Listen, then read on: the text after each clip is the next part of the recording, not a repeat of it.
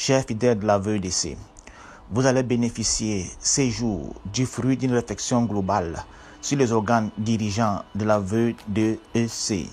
C'est donc avec la casquette non seulement de journaliste, mais aussi celle d'expert en structuration des organisations que nous allons vous livrer dans un premier temps notre réflexion sur le conseil d'administration.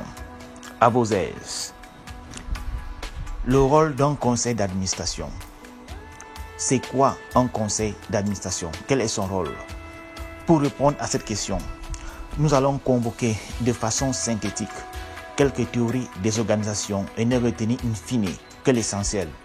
Pour ce faire, fixons ses missions régaliennes dans une organisation. D'abord, définir sa stratégie. Ensuite, déterminer son mode d'organisation. Enfin, contrôler l'action de l'organe opérationnel, c'est-à-dire la direction générale ou le secrétariat général, ou encore mieux, assurer sa surveillance. C'est donc l'organe stratégique d'une organisation dans laquelle devaient se retrouver les personnes les plus qualifiées et les plus expérimentées. Au niveau du Cameroun, par exemple, notamment au sein des entreprises publiques et des établissements publics administratifs, les membres d'un conseil d'administration représentent leur administration respective et ont souvent rang de directeur de l'administration centrale. Parlons maintenant du conseil d'administration de la VEDC. D'abord, son fondement légal et réglementaire. C'est le décret numéro 71/DF/639 du 31 décembre 1971 portant reconnaissance d'une association culturelle à son article 2 qui stipule l'autorisation de la constitution du conseil d'administration du groupement visé à l'article 1er ci-dessus, VEDC, fera l'objet d'un arrêté du ministre de l'administration territoriale. Le conseil d'administration légal et actuel est celui reconnu par lettre ministérielle du 6 mars 2019 et valide jusqu'en 2024. Passons maintenant à un petit historique du conseil d'administration en fonction de la vision de son ex-président, l'homme de Dieu Nestor Toukéa. De 1971 au 6 mars 2019, sa structuration et le choix des hommes qui l'animent sont caractérisés par les impératifs de combat et de stabilité de l'œuvre.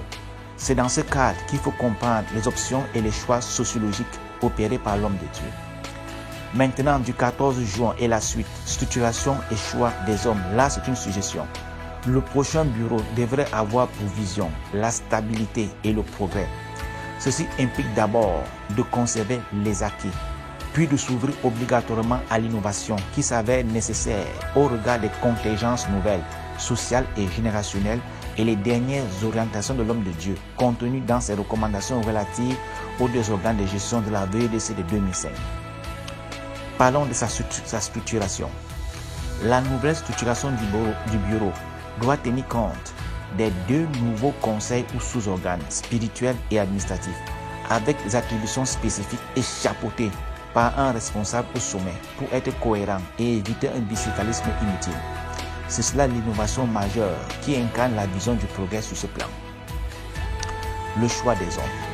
Il doit obéir non seulement à une vision de stabilité, mais aussi à celle du progrès, en privilégiant non seulement les critères spirituels, mais aussi intellectuels et sociologiques.